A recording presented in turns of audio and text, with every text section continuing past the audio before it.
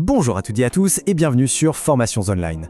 Aujourd'hui, on va décortiquer ensemble un sujet absolument central pour votre futur métier de conseiller ou conseillère en économie sociale et familiale, l'appareil circulatoire. Et pour commencer, je vous pose une question qui peut sembler un peu étrange. Pourquoi est-ce que le cœur, cet organe vital, est aussi votre principal outil de travail? Vous allez voir, la réponse est au cœur de votre mission d'accompagnement. Pour bien comprendre tout ça, voici le parcours qu'on va suivre. On va partir des fondamentaux de la machine humaine pour arriver jusqu'à votre rôle bien concret sur le terrain. Allez, c'est parti. On plonge dans les bases de ce réseau de transport interne absolument incroyable. Alors, qu'est-ce que c'est l'appareil circulatoire? Eh bien, il faut vraiment l'imaginer comme un circuit de plomberie ultra perfectionné et complètement fermé. Le sang y circule en boucle sans jamais s'arrêter, propulsé par une pompe, le cœur, à travers un réseau de tuyaux, les vaisseaux. Et dans ce réseau, on a deux types de tuyaux principaux. D'un côté, les artères, de vraies autoroutes. Leurs parois sont épaisses et élastiques pour supporter la haute pression du sang qui part du cœur. Et de l'autre, les veines, qui sont plutôt comme des routes nationales, assurant le retour du sang beaucoup plus calmement, à basse pression. Et puis, il y a les capillaires, c'est le réseau secondaire, les petites routes de campagne si vous voulez. Mais c'est là que tout se passe. C'est dans ce réseau microscopique qu'ont lieu les échanges vitaux. On livre l'oxygène et les nutriments aux cellules, et en échange, on récupère leurs déchets. C'est la zone de livraison. Et le livreur dans tout ça, c'est le sang. Mais attention, ce n'est pas qu'un simple transporteur, c'est un véritable couteau suisse. Il transporte les gaz, les nutriments, les déchets.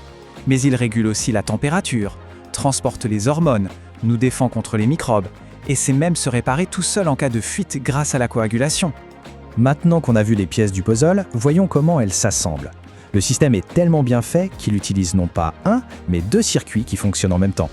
Et voilà la magie du système.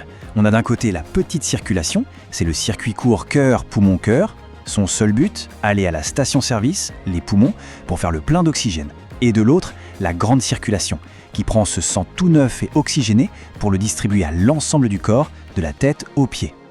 Bon, jusqu'ici le système a l'air parfait. Mais que se passe-t-il quand cette belle tuyauterie commence à s'encrasser? C'est là qu'on aborde les vrais problèmes. L'athérosclérose, voilà le mot qui fait peur. Et à juste titre. C'est une maladie particulièrement sournoise. Pourquoi? Parce qu'elle se développe en silence, pendant des dizaines d'années, sans aucun symptôme, en bouchant petit à petit nos artères. Alors comment ça se forme ce bouchon? Eh bien, c'est un processus lent en 4 étapes. Tout commence par une petite blessure sur la paroi de l'artère. Le mauvais cholestérol en profite pour s'y accumuler. Le corps réagit, crée une inflammation et une plaque se forme. Et avec le temps, cette plaque grossit, jusqu'à réduire le passage du sang. Et c'est là qu'on arrive au cœur de votre futur métier. Regardez bien ce tableau. Il y a des facteurs sur lesquels on ne peut rien, comme l'âge ou l'hérédité. Mais toute la colonne de gauche, ce sont les facteurs modifiables. C'est votre terrain de jeu. C'est là que votre accompagnement peut littéralement changer la vie des gens. Parce que si on ne fait rien, les conséquences sont dramatiques. Une artère qui se bouche, ça peut être un infarctus si ça touche le cœur, un AVC si ça touche le cerveau, ou encore une artérite qui empêche de marcher. Ce sont ces accidents graves et brutaux que toute la prévention vise à éviter. Mais, et c'est ça la bonne nouvelle, rien n'est une fatalité. On peut agir. L'athérosclérose est largement évitable. Et c'est ici que votre rôle de conseiller ou conseillère devient absolument primordial.